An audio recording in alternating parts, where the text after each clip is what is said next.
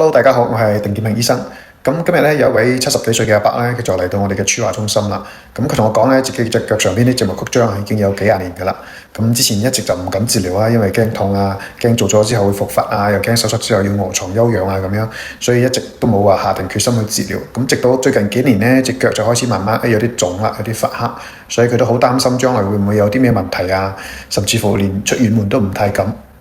咁今日咧，終於就喺個女嘅陪同下咧，一齊前嚟我哋儲華中心做呢個儲華治療啦。其實依家用嘅嗰個儲華治療早就唔係以前嗰啲傳統嘅印象啦。嗰個復發率咧都已經低過傳統手術好多噶啦，而且淨係打局部嘅麻醉啦，唔需要話臥床啊，做完即刻就可以落地行路噶啦，仲可以減少一啲將來皮膚潰爛啊或者血栓啊呢啲咁嘅風險。所以治療結束咗之後咧，佢就笑住同我講：佢話早知道咁輕鬆，就早啲嚟做啦。所以我都想借呢個案例咧，同大家講下，就係有相同困擾嘅朋友咧，唔好因為一啲顧慮而拖延咗個治療。